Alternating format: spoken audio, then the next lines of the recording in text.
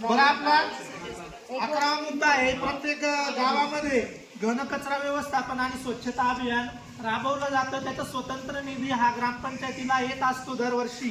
पण जे घनकचरा व्यवस्थापन केलेलं आहे, स्वच्छता अभियान कुठं होतं, काय होतं, पुढच्या याच्यामध्ये आराखड्यामध्ये प्रत्येक महिन्याच्या मंगळवारी एक तारीखच देऊन टाकायची. महिन्याच्या मंगळवारी हा स्वच्छता अभियान राबवलं जाईल. विद्यार्थ्यांना पण सांगायचं, गावामध्ये पण फिरवलं जाईल आणि जिथं जिथं घनकचरा व्यवस्थापन केलेलं आहे त्याचं मेंटेनन्स पण करायचं. आता आमच्या गावामध्ये घनकचरा व्यवस्थापन केलंय, मागच्या 6 महिन्यापासून तिथं आणून टाकलेलं आहे, पण ते उचलायचं कोणी, ते ग्रामपंचायतीचं काम असतं. एक घंटा गाडी किंवा घंटा गाडी सदृश्य काहीतरी एखादी वस्तू असायला पाहिजे, ते ग्रामपंचायत कर्मचारी किंवा काहीतरी नेमला त्यांच्याकडून ते उचलून त्याचं विल्हेवाट लावायला पाहिजे. हा पण मुद्दा खूप महत्वाचा आहे. कारण घनकचरा व्यवस्थापन झालं नाही तर गावामध्ये काही रोगराई इथे येण्याचं म्हणजे अनेक गोष्टी त्याच्याकडून लगेच होत जातात. त्याच्यामुळे हा मुद्दा सुद्धा महत्वाचा आहे. विषय निघाला त्याच्या संदर्भात नाही, थांबा ना. 12वा विषय आहे की आपण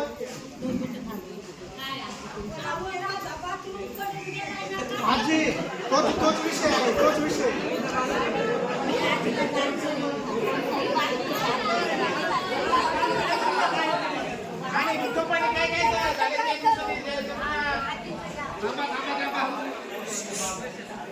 बारावा विषय आहे सार्वजनिक शौचालय किंवा वैयक्तिक शौचालय. आपण असं म्हणतोय तर प्रत्येक याच्यामध्ये की आपण हागणदारी मुक्त झालोय. माझ्या गावामध्ये 90%, माझ्या गावात आता इथलं नाही माहित 90% लोक अजून बाहेरच जात आहे, बरोबर. तर त्याला एक व्यवस्था म्हणून सार्वजनिक शौचालय व्हायला पाहिजे. गावाच्या चारी कोपऱ्यावर व्हायला पाहिजे, एका बाजूला नाही. एका बाजूला झाल्यावर चाळीच्या खालचाळी येऊ शकत नाही. चारी कोपऱ्यांवरती सार्वजनिक शौचालय व्हायला पाहिजे. आमच्या शाळेत त्यांनी सार्वजनिक शौचालयातून आमच्या शाळेसाठी शौचालय बांधून दिलं, बरोबर आहे. शौचालयासाठी खड्डा किती असावा, यांनी सोस खड्डा एवढाच ठेवला, एवढा ठेवला. ठेकेदाराला मी सांगितलं का खड्डा एवढासा आहे, आपण सोस खड्डा नुसतं पाणी सुद्धा जिरणार नाही त्याच्यात, तर तुम्ही घाण त्याच्यात टाकणार आहे.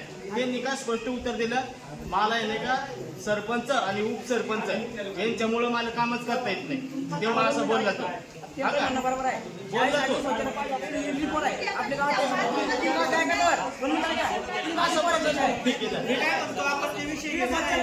फक्त 2 मिनिटं बोलायचं विषय आहे हा. प्रत्येक गावातल्या शाळांना सुद्धा लागू आहे. तिथल्या मुलांना मुलींसाठी शौचालयाची व्यवस्था नाही. आमच्या गावाचे सर आलेले आहे, शौचालयाची व्यवस्था नाही व्यवस्थित तिथं मुलांसाठी. प्रत्येक गावामध्ये शाळेमध्ये मुलींसाठी सुद्धा, कारण मुलींसाठी सुद्धा महत्वाचा विषय आहे. शौचालय हे बांधलेच गेले पाहिजे तुमच्या आराखड्यामध्ये. आणि शाळांमध्ये ज्या शाळा आहेत तिथं कॅमेऱ्यांची पण व्यवस्था व्हायला पाहिजे, कॅमेरे. कारण आता काय होतंय, आता इथे पण 8वी 9वी 10वी पर्यंत मुली येत आहे, कॅमेऱ्यांची व्यवस्था व्हायला पाहिजे. काय सांगतो, हे मुद्दे गावांसाठी महत्वाचे, त्याच्यामुळे ऐकून घ्या ना सगळ्यांना. पुढचा मुद्दा आहे जेव्हा गावामध्ये बस स्थानक आणि प्रवास निवारा व्यवस्था सुरू करण्यासारख्या ठिकाणी सरजी प्रत्येक गावामध्ये बस स्थानकासाठी सुसज्ज ग्रामपंचायतीने तयार करून दिले. आपल्या सुद्धा 3 गावांमध्ये बस येते ना, आता जो ट्रेन आहे, रस्ता आहे, तिथं तुम्ही बस व्यवस्था आणि प्रवास निवारा बांधू शकता, बरोबर. त्याच्यानंतर पुढचा मुद्दा आहे आपला प्रत्येक गावामध्ये मॅडम इकडे विषय वाचायचं काम चाललंय, इकडे बघा. तुम्ही बोलत होता जरा ते बाप बोलू राहिले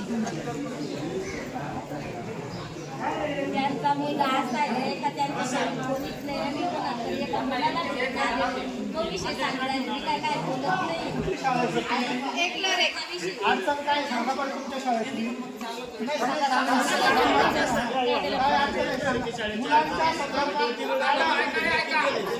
शाळेसंदर्भात कुठलं कॉम्प्रोमाइज केलं जाणार नाही. शाळेमधल्या सगळ्या व्यवस्था असायला पाहिजे, सुसज्ज इमारत द्यायला पाहिजे.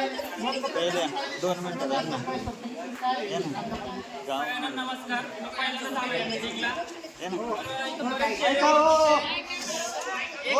कोण कोणी हात वर करा आधी. एकल्याचे किती माणसं आलेले तिथं. म्हणजे संख्या एवढी कमी आहे की जसं आपल्या गावात अडचणच नाही. हा? गावात अडचण नाही असं वाटतं, कारण कोणीच आलं नाही शाळेमध्ये. मी केव्हाच ऐकून राहिले, बाकीचे बरेच जण बोलू राहिले. एकलऱ्याचं मला कोणीच दिसलं नाही बोलणार. शाळेच्या अडचणी पण एवढं कोणी बोललं नाही. शाळेचे पत्रे उडाले सगळ्यांना माहिती आहे, त्या हुकातून निघालेले. मी कधीच सांगू राहिलोय, हुक सुद्धा मी नट आणले, बसून द्या सांगू राहिलोय, ते सुद्धा होऊन नाही राहिलं काम. किचन शेडचा विषय, किचन शेड पूर्ण पडायला आलेला आहे. किचन शेड दुरुस्ती करून दिलं पाहिजे ग्रामपंचायतकडून. किचन शेडचा विषय, शाळेचे पत्रे थोडेसे उडालेले, ते दुरुस्ती आहे. तसंच शाळेचं जे लाईट बिल येतं ते ग्रामपंचायतनी भरलं पाहिजे, असं एक आहे. शाळेचं तोच मुद्दा सर घेतो तुम्ही आता गावातील शाळेतील मूलभूत सुविधांमध्ये सुधारणा करण्याबाबत मूलभूत सुविधा म्हणतोय मी. डिजिटल शाळा म्हणून ते शाळेसाठी काहीतरी बरोबर, मूलभूत सुविधा ऍटलिस्ट मूलभूत सुविधा तरी द्या. म्हणजे बसण्यासाठी बेंच असतील. आता सगळं प्रत्येक गावामध्ये डिजिटायझेशन चालू आहे. यांच्यापेक्षा भौतिक सुविधा द्या. आज याची प्रसिद्धी पाहिले ते भयानक आहे. आमच्यासारखे बघा, आम्ही मेलो तर चालेल, एक मिनिट, आम्ही मेलो तर चालेल, आमच्या बायको पोरांना ती मिळेल, पण इथले विद्यार्थ्याला काही झालं फार भयानक आहे इथे इमारती. आणि मुलींची जी शौचालय इतके बेकार अवस्था आहे इथली. तेच ना तर म्हणजे इथं असं नोकरी सुद्धा करूशी वाटत नाही मला सुद्धा. मी तुम्हाला मुतारे मॅडम, इतकी जबाबदारी येऊन पडले. पुढच्या येणाऱ्या काळामध्ये ना मॅडम लगेचच त्याची दुरुस्ती करण्यासाठी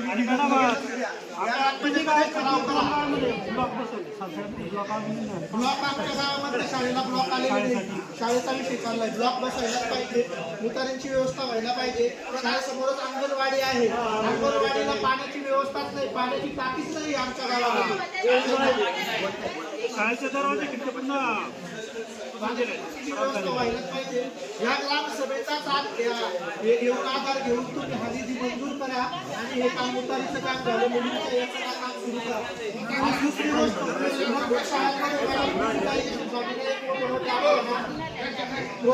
प्रोजेक्ट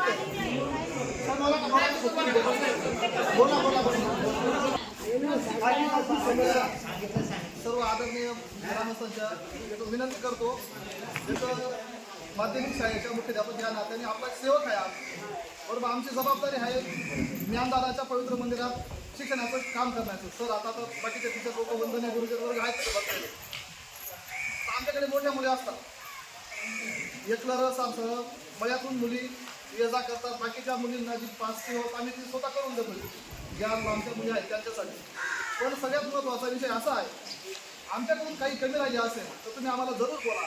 पण आमच्या शाळेमध्ये ज्या बाहेर गावावरून मुली येतात त्यांच्या सुरक्षिततेचा प्रश्न अतिशय महत्त्वाचा गंभीर आहे. बरोबर आहे. ते कसं आहे, आता तुम्ही पण त्या सरकारी कर्मचारी म्हणून काम करतात. आता प्रत्येक मुलगी घरापर्यंत तर आम्ही शिक्षक पोहोचू शकत नाही बरोबर. आता आम्ही 5-7 जण आहोत, प्रत्येक मुलीला घरापर्यंत रोज कसं काय पोहोच. एक आपली एक लेख म्हणून एक विनंती करतो, आदेश करत नाही आपल्या सर्व मान्यवरांना, की दुसऱ्याची का मुलगी असे ना लेख असे ना हे आपली समजा. हे मला म्हणायचं आहे. प्रत्येकाला मुली आहे, आई आहे, बहिणी बरोबर. या ज्या कमी वयाच्या मुली आहेत यांना कुठेतरी काहीतरी टॉर्चर केलं जातं. आता ते मागे एक प्रकार घडला, मी तब्येत बदलाच्या त्या कार्यक्रमाला येऊ शकलो नाही. नंतर दुसऱ्या दिवशी सुरेश काका होते, गायकवाड दादा होते, राहुल दादा, त्यांनी म्हणजे ते सारसायचा एक किस्सा झाला. दुसऱ्या दिवशी मला मिटिंग असल्यामुळे मला येता आलं नाही. पण मी काल सारसायला गेलो, त्या मुलीच्या आईवडिलांना भेटलो, त्यांना समजून सांगितलं की पुढे हा प्रकार होणार नाही. एक ग्रामपंचायत मार्फत एक विनंती करतो, रिक्वेस्ट करतो की जर समजा आता एक चोऱ्यांचं पण प्रमाण खूप वाढलेलं आहे. म्हणजे मी माझ्या गावाचं उदाहरण सांगतो, मोटरी जाणं, केबली जाणं, हे जाणं, ते सगळीकडे चोऱ्यांचं प्रमाण वाढलं आहे. पोलीस डिपार्टमेंट याच वेळेस अवेलेबल होऊ शकत नाही. तर ग्रामपंचायत 1-2 आता मुलं भरपूर आहे, त्यांना काहीतरी एक मानधनावर बेसिक काहीतरी एक मोबदला म्हणून ते नेमलेत ना. आता मोबाईलचे अँड्रॉइड मोबाईलची सोय निघालेली आहे. एका सेकंदामध्ये, एका मिनिटामध्ये माणूस कोण कुठे आहे लगेच लाईव्ह लोकेशनद्वारे कळतं. तर आपण जर असं सुरक्षितता वाढवण्यासाठी मुलींची जर प्रत्येक नाक्यावर कोपऱ्यावर जर असे आपले 2 कर्मचारी जर ग्रामपंचायत मार्फत निवडले आणि त्यांना थोडंफार काही मानधन मोबदला दिला ना, तर त्यांचं लाईव्ह लोकेशन त्या ठिकाणी तुम्ही इतक्या वेळेस मुले आमच्या त्या चौकात पोहोचतात तेवढ्या त्या ठिकाणी फक्त बाकी कोणी तर जे नशेमध्ये असतात ते कोणी त्रास देणार नाही याची जर खात्री केली तर तो मुद्दा अतिशय महत्त्वाचा आहे. निश्चितच पुढच्या आराखड्यामध्ये आवश्यक आहे. बरं सर. त्यानंतर एक शौचालयाची आमच्या शाळेला गरज होती. एकच शिक्षणाचं ज्ञानदानाच्या पवित्र मंदिरामध्ये आपले लेकरं बाळं शिकतात, जरी संस्थेची शाळा असेल बरोबर, पण त्याच्यामध्ये आम्ही पण एक सेवकच आहोत. तुम्हाला माहिती आहे, म्हणजे काही बाकी सांगायची गरज नाही. त्यानंतर एक लाईटची व्यवस्था, आता कॅमेरे घेतलेच आम्ही स्वखर्चाने कॅमेरे शाळेमध्ये बसवले आहे, पण विजेची लाईटची सोय नसल्यामुळे ते आम्ही वापर करू शकत नाही. समजा आम्ही टी व्ही अवेलेबल केलेला आहे, पण म्हणजे विजेची महत्त्वाची गरज आहे, शौचालयाची गरज आहे. त्यानंतर बाकी जर काही उपाययोजना असेल, वॉटर फिल्टरची वगैरे पाण्याची व्यवस्था सुरेश काकांनी टाकी मिळून दिलेली आहे. म्हणजे ज्यांनी करून दिलं त्याचं नाव घ्यायला काही हरकत नाही. म्हणजे पाण्याची व्यवस्था त्यांनी तिथं पाईप काढून दिलेलं आहे. आम्ही स्वतः जीवन ड्रॉपचे वगैरे मॅडम देतात आम्हाला, तो काही विषय नाही. ग्रामपंचायत मार्फत जीवन ड्रॉपचं पाण्याचं बाटल्या मिळतात. आम्ही स्वतः बॅरल घेतले साहेब, 8 बॅरल आम्ही स्वतः स्वखर्चाने घेतले. लेकरांच्या पिण्याच्या पाण्याची सोय आम्ही स्वतः केलेली आहे. पिण्याचे बॅरल घेतले, ते भरून ठेवतो, त्याच्यामध्ये जीवन ड्रॉपचं पाणी टाकतो. तर आपण वॉटर जोपळे सर म्हणजे आपल्या ग्रामपंचायतीकडून शाळा काहीच नाहीये.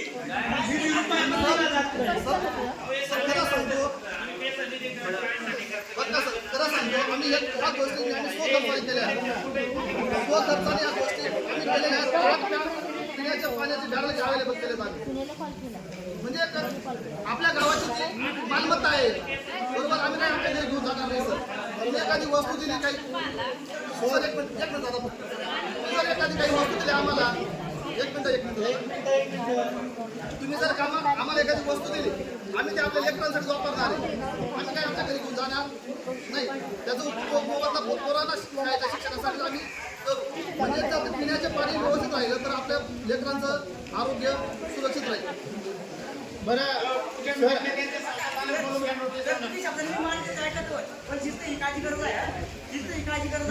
त्यांनी जो मुद्दा मांडला की जे मुलींचं जे संरक्षण व्हायला पाहिजे, मॅडम एक शासनाने जे आपण काढलेलं आहे की ग्राम सुरक्षा दल म्हणून नेमायचे आहे बरोबर. शासनाचा GR आहे रितसर. तर गावागावामध्ये 2-2 जरी पोरं नेमले ना याच्यामधून ग्राम सुरक्षा दलाअंतर्गत, तर हे काम आपण सहज करू शकतो. आपल्या हातातलं आहे तो. शिक्षक म्हणून तर त्यांचं म्हणणं बरोबर आहे. तर 6 तास विद्यार्थी शिक्षकापर्यंत जवळ राहतो शाळेमध्ये आणि 8 तास घरी असतो. बरेच आईवडिलांचे लाड आहे. माझ्या शाळेत येऊन बघा, एकच मुलगा मोबाईल वापरणार नाही. एक तर त्यांचा 8 मुलांना मोबाईल. शिक्षक काय करणार? आज माझ्यानंतर त्याच्या शिक्षकावर काय नाही होते. मार्क आहे नाही तर पालक म्हणून जबाबदारी आपण घेतली पाहिजे. लक्षात घ्या. मोबाईल याच्यामध्ये आणतात. आम्हाला सांगवलं मारलं तर मग पालक काय म्हणतात, आता आम्ही शिक्षणाचं मोबाईल कशासाठी त्यांना आता असं बोलवलं मारलं वागवलं ना तर पालक बरोबर काय म्हणतो की आमचा मुलगा पुढारी केली. याच्यापुढे पालकांना विचारायचं आमच्याकडे सांगा, ग्रामस्थांकडे आम्ही बरोबर त्याच्याकडे. म्हणजे